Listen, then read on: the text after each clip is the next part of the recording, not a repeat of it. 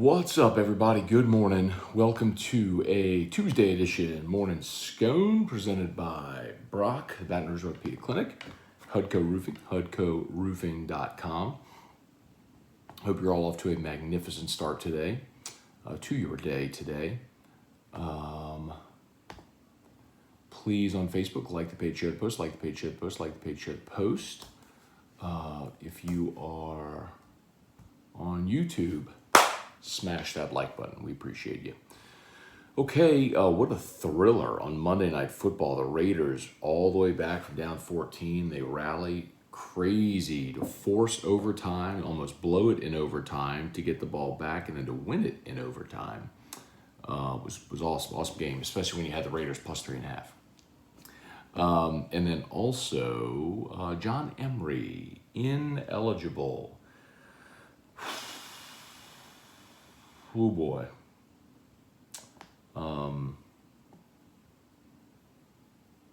Man, oh man, oh man. John Emery, ineligible.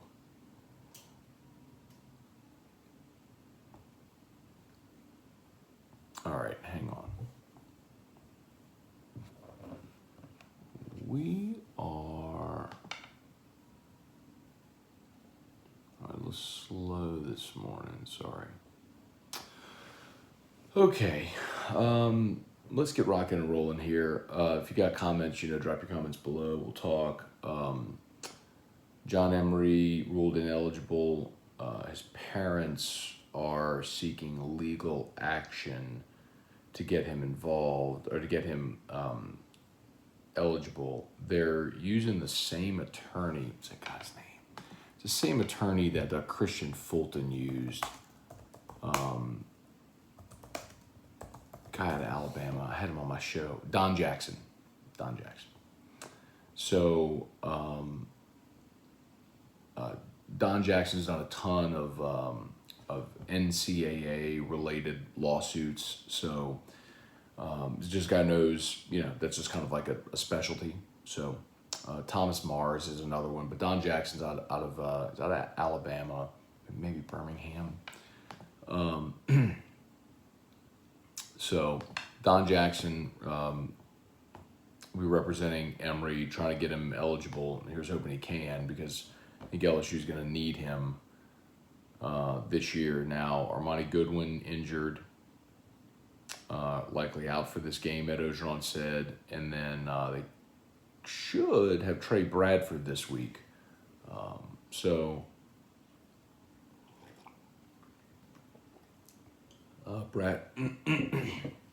Bradford's such an interesting story, how all this went down, but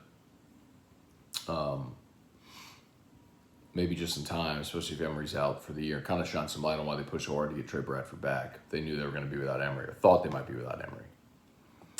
All right, let's say some good mornings here, man. Fire away. Facebook, please like the page, share the post, like the page, share the post, like the page, share the post. YouTube, smash that like button. Appreciate y'all as always.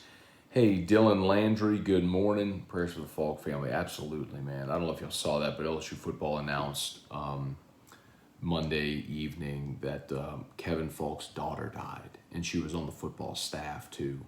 I do not know anything about the particulars. I just saw it on social media last night like everybody else did.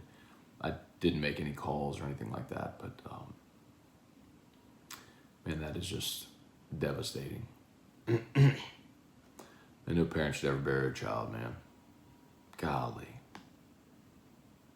Definitely prayers of comfort for the Falk family. Let's see, what does LSU to improve O-line in a week's time do, I guess? Let Johnson scramble, keep tempo. Dylan, like, here's the, yes, okay, tempo is definitely one thing. If you're going fast and you're running short routes, boom, boom, boom, yes, that absolutely combats a pass rush. The tough part about that, or the counter to it, is if you go boom, boom, boom, and you go 3 and out, your defense is right back on the field. And that's not always advantageous. So I think tempo in spots is good. I think I hate to say this, but probably what you'd need to do if your line keeps struggling is go max protect. And the reason I hate to say that is because that's exactly what Les Miles did. Like Miles would go max protect. You'd have like a 1 or 2 man route and see if your guy can beat their guy. And you pin passes to the sideline, and it just, that's why LSU had an ugly passing game for a lot of years. It all starts with the ability to protect. So, I don't really think you got the players.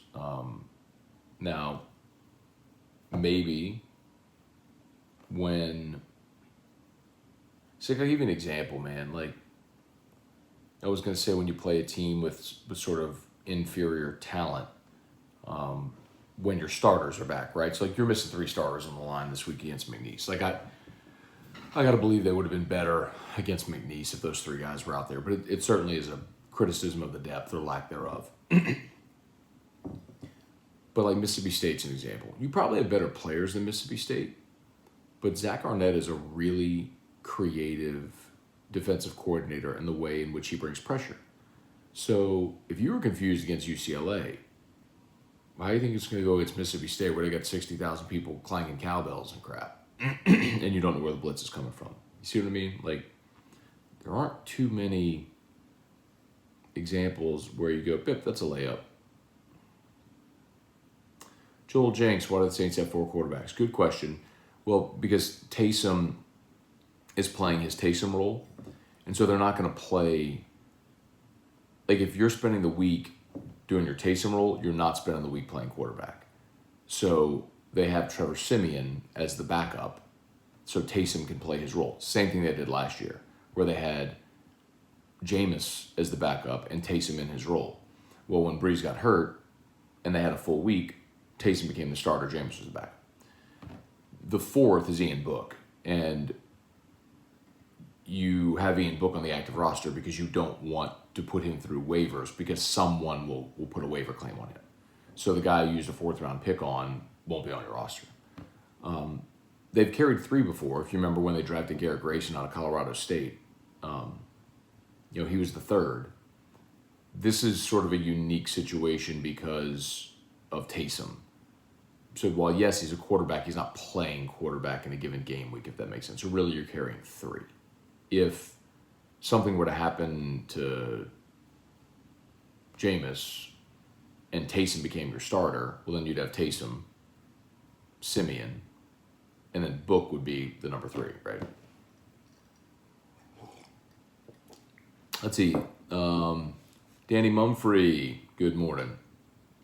Ray Slocum, good morning. Truax, good morning. Jeff McKithen, good morning. Joey Thornburg, good morning. Reagan Lee, Jonathan Martin.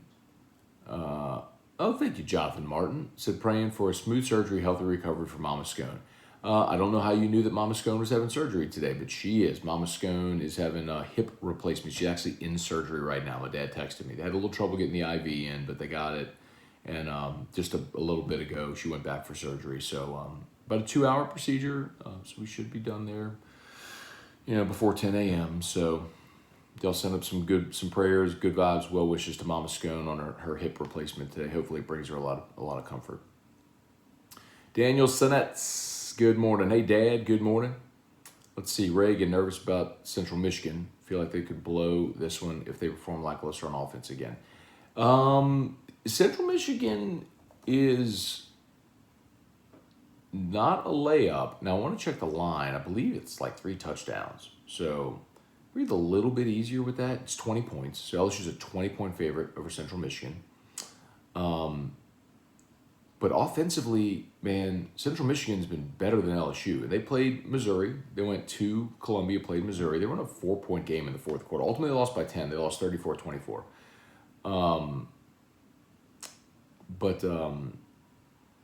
And by the way, Jim McElwain didn't coach a game. He had like an emergency appendectomy, and so he didn't coach them in Missouri. And then they played Robert Morris last week and won 45-0. So that's a good team, man. That's not a pushover by any stretch. So anyway, but LSU's 3-touchdown favorite. Let's see if they can get it done. It's a stair step, right? You're going from McNeese to Central Michigan to Mississippi State to Auburn. Like, the next 4 weeks are a gradual stair step. So I actually like the progression. It gives you an opportunity to make a gradual increase in the level of competition. Tony Cortello, how is someone academically ineligible 1 week into the school year? So,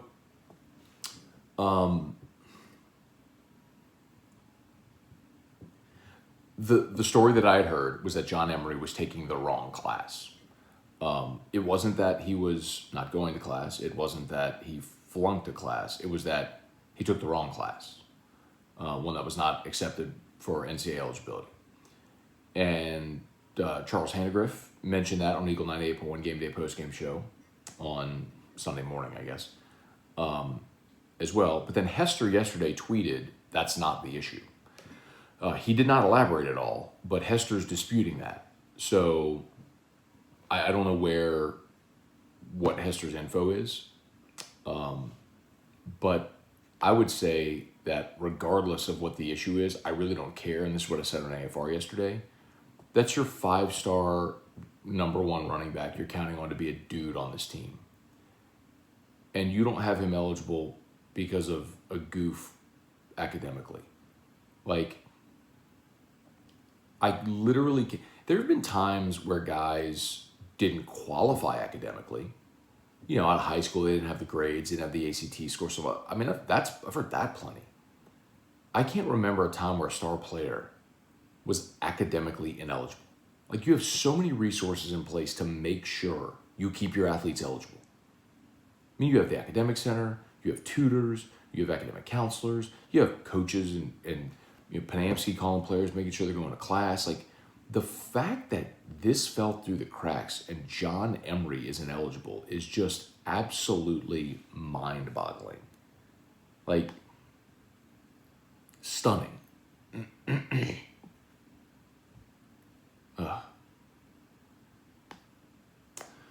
Jump over here to YouTube. Rapping Batches, what's up?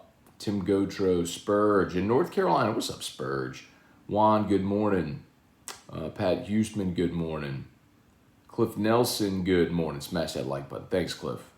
Pat Houston, the Mannings were gold. Greta Day, I'm a huge fan of it. So, Pat, I didn't realize they were doing that broadcast. I was watching the regular Monday Night Football broadcast. Was that like streaming on ESPN Plus?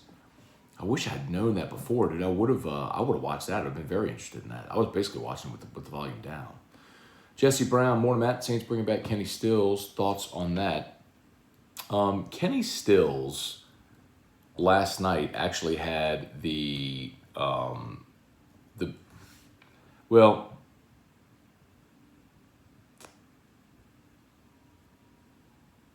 wait, am I losing my mind?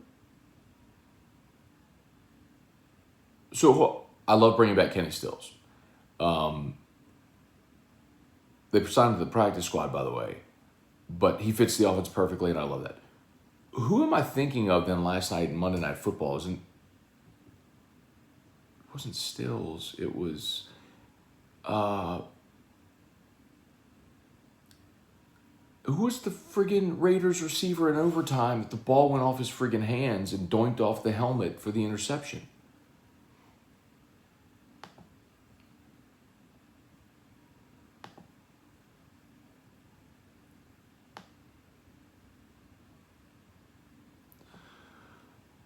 Sneed, thank you. Oh my God, Willie Sneed, thank you. I'm like, wait a minute. I saw it was Sneed. Thank you. Okay, dude, I had a total brain fart there for a moment. Okay. I like Kenny Stills. I liked him when he was here, but Kenny Stills was also one of those guys that was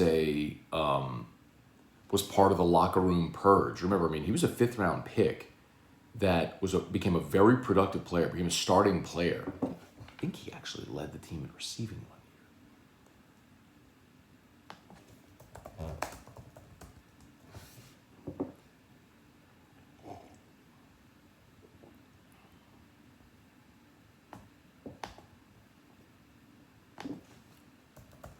Well, it doesn't matter.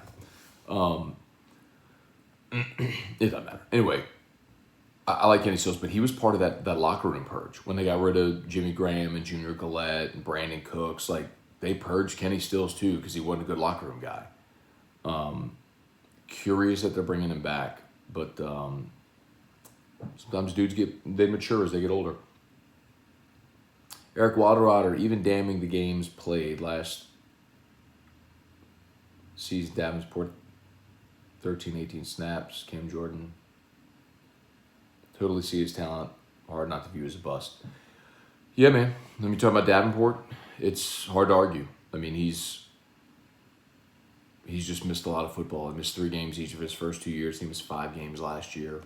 And now another injury. It's unfortunate, but it's what it is, man. Nicholas Cantrell, good morning, Mark Allen. Funny how certain podcasters were coming for you during the summer, but sound a whole lot different today. I don't really listen to anybody's podcast, so I don't know what you're talking about, but whatever. I mean, I'll say this, Mark. If anybody does a show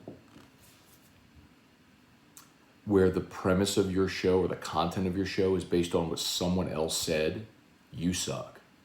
Like, if you're basically waiting for someone to have an opinion so you can react to their opinion, you're not good enough to create conversation. So that's anybody. I know there's a lot of people that watch that are aspiring media members, podcasters, vloggers, whatever. And I always encourage anybody, man. Like, I'll go on anybody's podcast. I'll go on anybody's show. Anybody who asks. I mean, that's just a professional courtesy. I'm always down for it. But like, for real, man, be creative enough to have your own content. Josh Faust, morning, Matt. Any chance Ed can go back to USC? Tim Gautreau, thinning D-line for the Saints. Hopefully turn around a free agent from Kansas City, whose name I will not attempt to spell, can step up and produce. Are you talking about Tano Passanio? Him, Carl Granderson. Don't sleep on Carl Granderson. And we get seriously Peyton Turner, too. First round draft pick. Interestingly, comments from Cole Kubelik and the chocolate Taysom Hill not being the most dynamic quarterback on Florida's roster. How about that?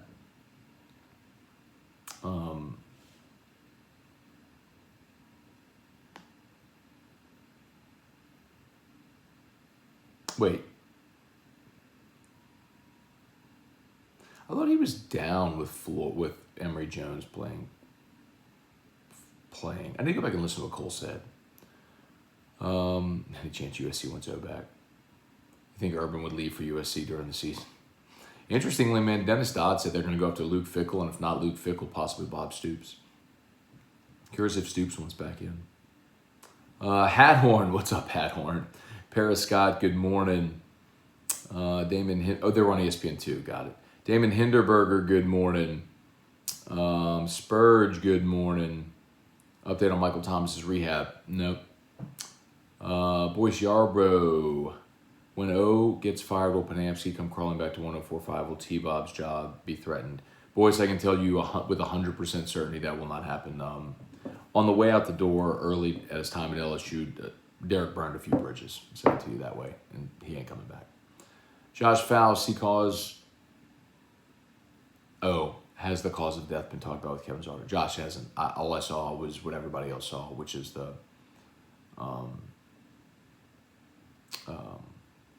the statement that LSU put out, and that's just, it's awful, man. Like,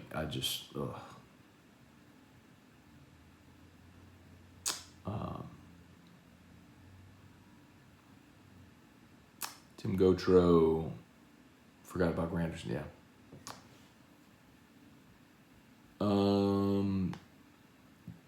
Jason Mobile, what's up, man? What happened to Roe for whiskey and wine? You'd probably have to ask Rohan that. I have no idea. I still haven't talked to him.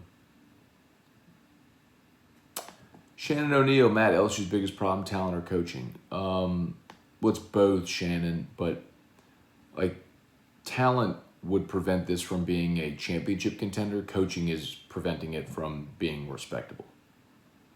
Casey Humble heading to Happy Valley to see what the hype is about. Very cool. I would love to do one of those games, man. I'd love to do a night game, a whiteout at Happy Valley. That'd be real. I'm really looking forward to that game this weekend. Chase Pellegrin, good morning. Craig Dugas, good morning. Is the same naked in a boat with a shark, coach? Is that, yes. Jim McElwain, yes. He's coaching Central Michigan now, yes. Let's see. Charlie, ESPN report on the crawl. It was an attendance regarding academics. Okay. Okay. Matt Godwin, good morning. Brad Peace. This is turning into a huge distraction.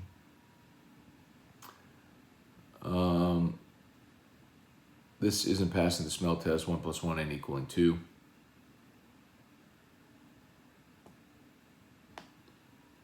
Chris Maggio, good morning.